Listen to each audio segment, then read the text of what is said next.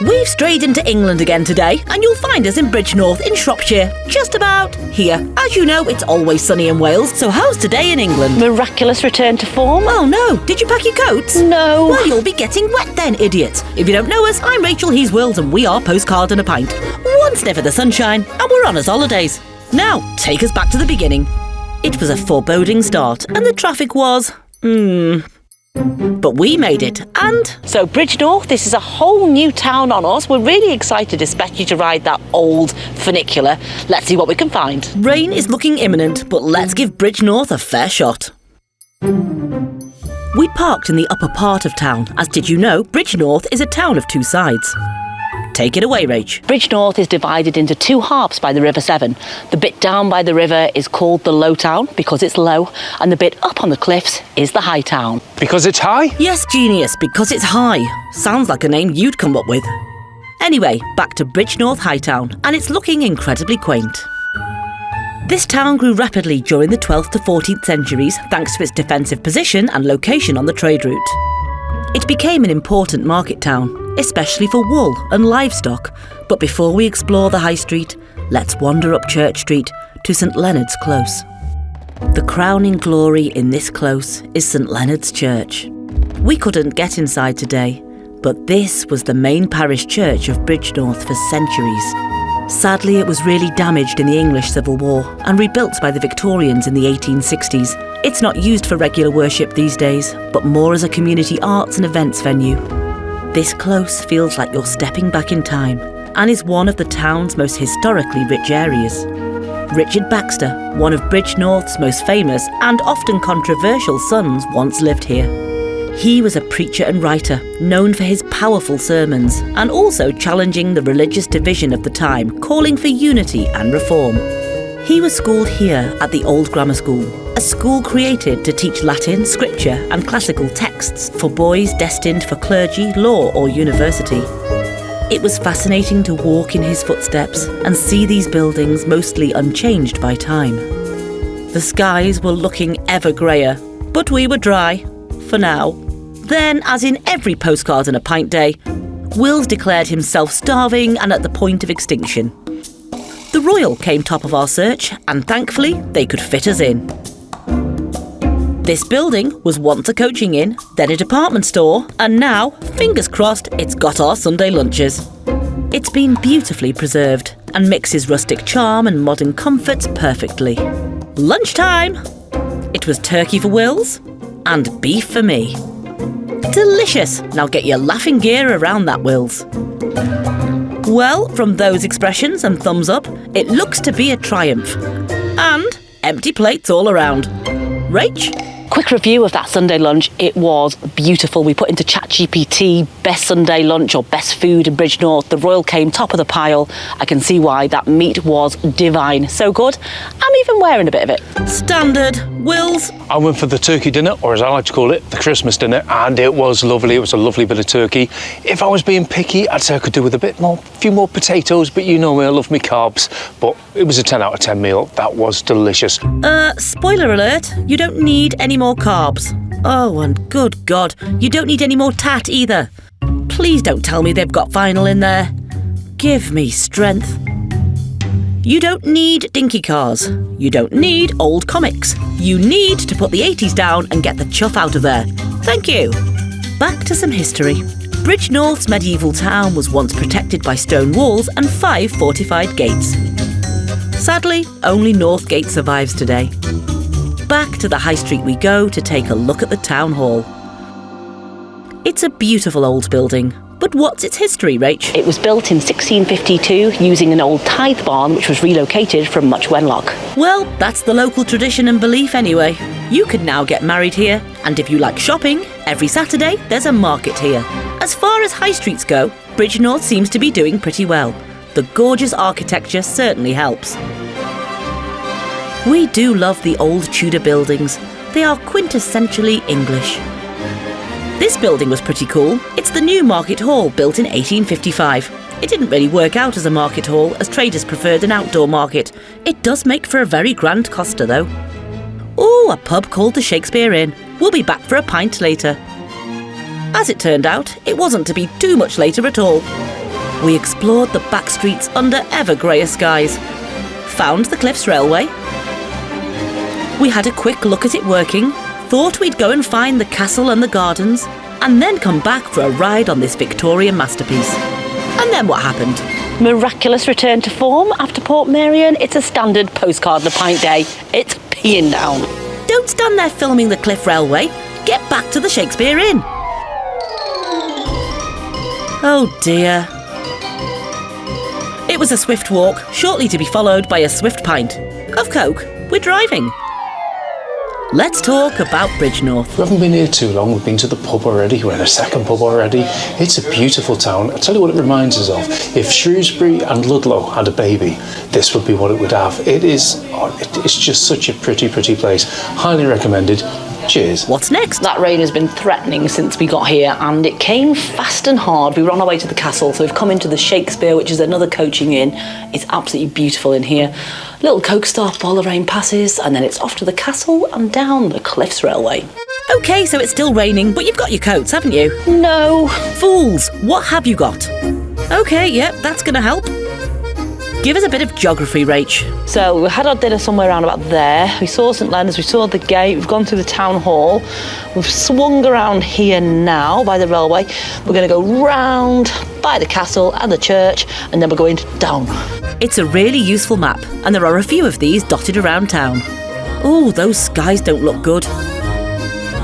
We made our damp way along this walk, passing the Church of Mary Magdalene, but we'll visit that later. All along this walk are steps leading down, and they all have different names. It was still hammering down, but it didn't matter. What have we seen now? Just behind me is the Severn Valley Railway, and it would have been lovely to ride that today, but we can't as Bridgnorth Station is closed because a bank collapsed a couple of weeks ago. It's open next weekend, I think. Anyway, we have been on it before. If you've not watched our Box of Delights video, do watch our Box of Delights video, and we rode it from Kidderminster then, not this far. We'll stick a clip in now. Box of Delights is an epic Christmas adventure, and we're so proud of the video that we made last year. A few of the filming locations are on this railway, so do check it out. But now it's into a very wet Castle Gardens here in Bridgnorth.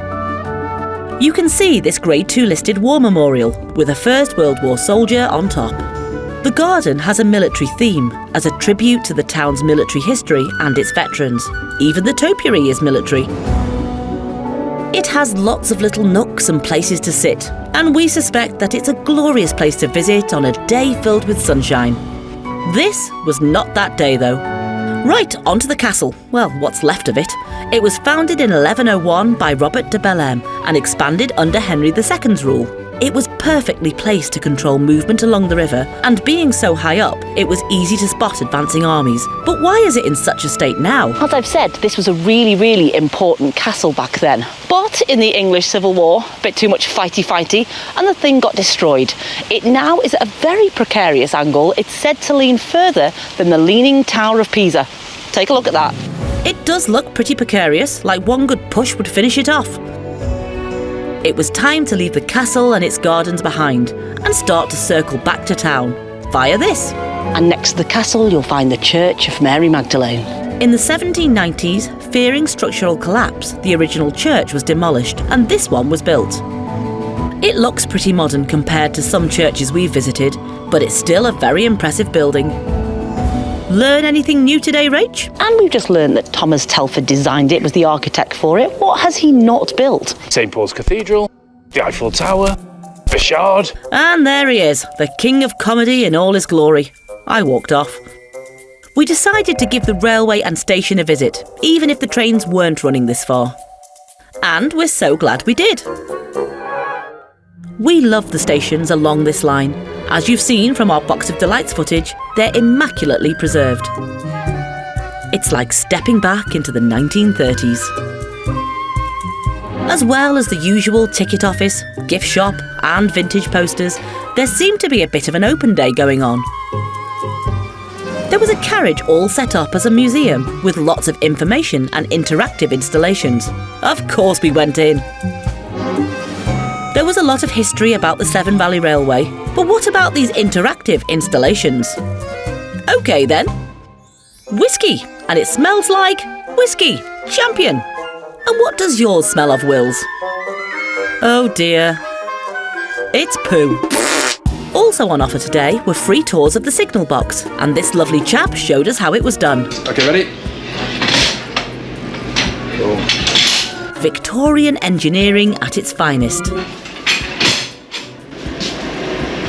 And again, what I've done then is just pull number 23, and that lets him run back through again, and you can just see the top of it again. Wills understood far better than I did. That'll go out, but that will come out. And that tells you where he is, because I can't see now. It's disappeared from me. I was just there to film trains. See? For a station with no passenger trains running due to the landslip, it had been a cracking visit.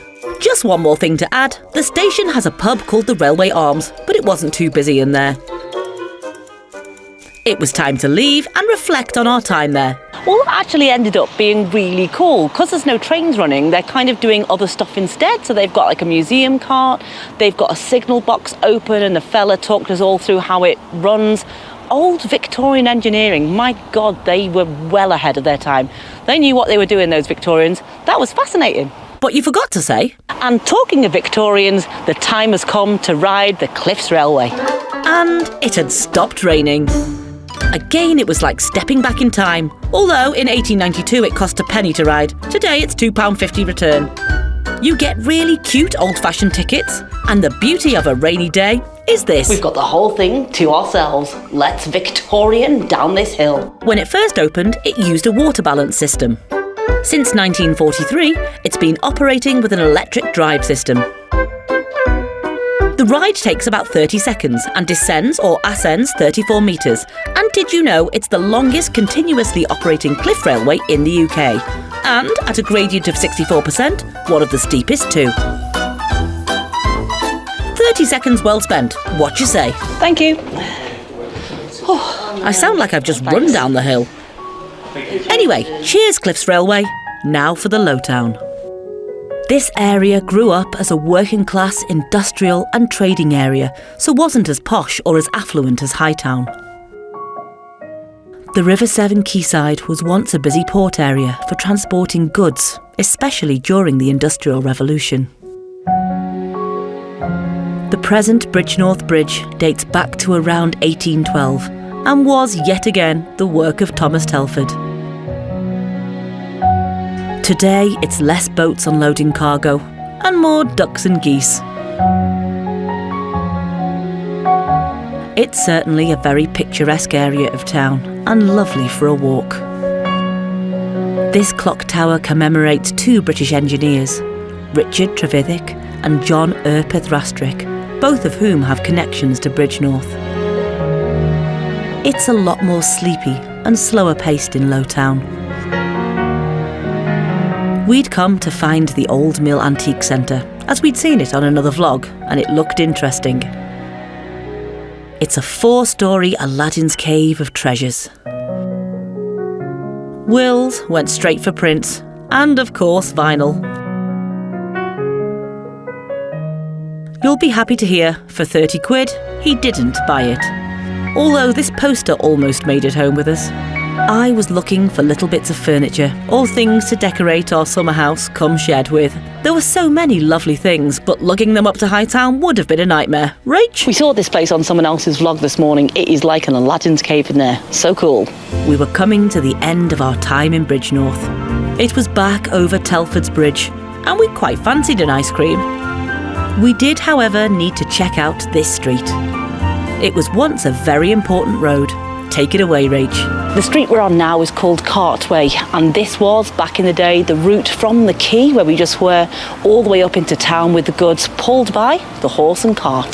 This building is Bassa Villa. Bassa meaning low in old dialect, which fits its position in Lowtown by the river. The buildings on Cartway are some of the oldest you'll find in Bridgnorth.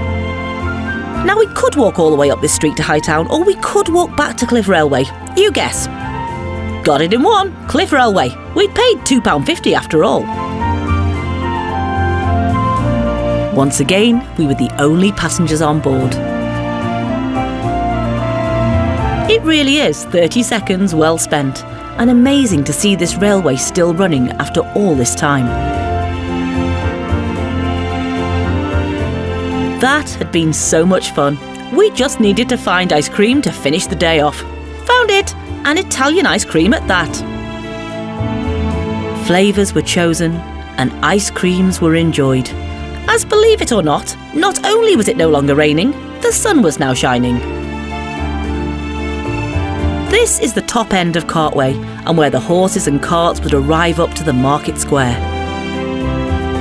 There are some quaint shops here, like this old-fashioned sweet shop. And me, still eating my ice cream. We'd really enjoyed Bridgnorth, especially Hightown. We left Giovanni's behind us and wandered back down the high street towards the car. What do we say? That was a top day, all 4 seasons in one day. Sun's out again now. We'll join you back home for a pint. Well, a glass of wine anyway. Wasn't that a weathery day? Wasn't it indeed? We saw all weathers that day, but still had great time. It's all right, we live in Wales, we're used to it. What did you enjoy in Bridgnorth? All of it, to be honest. But I think probably the Cliff Railway. But I really liked being in the signal house thing with you the really chap. got that. It was you? cool. It was really interesting. And the guy, he was the actual signal man. Because Rachel said, "Oh, the volunteer." He wasn't a volunteer. He was the signal guy. Yeah. So that was really good. The Victorian engineering it's mind blowing. It's cool. I think you got the description right. You said it's a cross between Ludlow and Shrewsbury. There were bits of it really reminded me of Shrewsbury. Really reminded me of Ludlow, and it was. It is a lovely, lovely place. I mean, if you were to visit, you probably wouldn't spend days there. It's a really good place to visit in a day. There's plenty to see. There's some lovely places to eat. You know what? I'd have liked to have had a little bit more time to go around the antiques places and there was some good stuff in there. I didn't mind the second one because I'm decorating the summer house, as I said, and the shed, and looking out for some bits and pieces, but didn't find anything. Well, I saw some pieces, but we didn't have the car down there. I had to hike a table up the cliff. Yeah. Oh, by the way, sorry, I keep saying cliffs. Lift, what's it called? Cliffs Railway. I keep saying Cliffs Railway. It's Cliff Railway. I do apologise right now. Right, on to other things. We want to say thank you. Oh, we do? Yeah. We got sent a card by Scott Lovely and card. Michelle Juicer for passing 10,000. Thank you so much, guys. But because we It's passed lovely. it really quick, by the time she came to send it, we were at 11,000, so she added a plus, which is absolutely brilliant. really cute of This them. is pride of place on our mantelpiece at the moment. It makes us smile every time. It does. Do you want to say anything? I'd just like to say we're going to raise a glass tonight Yeah, we are. for Ozzy Osbourne and Joey Jones. Ozzy Osbourne, we've just learned he's passed away today. Yeah. Very sad. You know we're rockers on this channel, or at least I am. are. And Joey Jones, Wrexham legend, Wales legend. I used to watch him every week at the game back in the late 80s, early 90s. So raising a glass to both of those tonight. Cheers. Right, should we round this up? Probably should. Okay, if you like this video... If you would hit that button, if you hit that button, do the like thing. Leave us a comment. Have you been to Bridgnorth? What did you keep calling it? Bridgemouth? Bridgemouth. Something like that. It's a Barmouth hybrid. Yeah, Barmouth, Bridgemouth. Anyway, you'd hit the button, leave us a comment. Have you been there? What did you like? And did we miss anything out? Did we miss anything Do we out? need to go back? Yeah. Anyway, as we say... In Postcard and the Pint, cheers to the good times. What do you call a detective that accidentally solves the case? I don't know. Sherlock Holmes. Oh.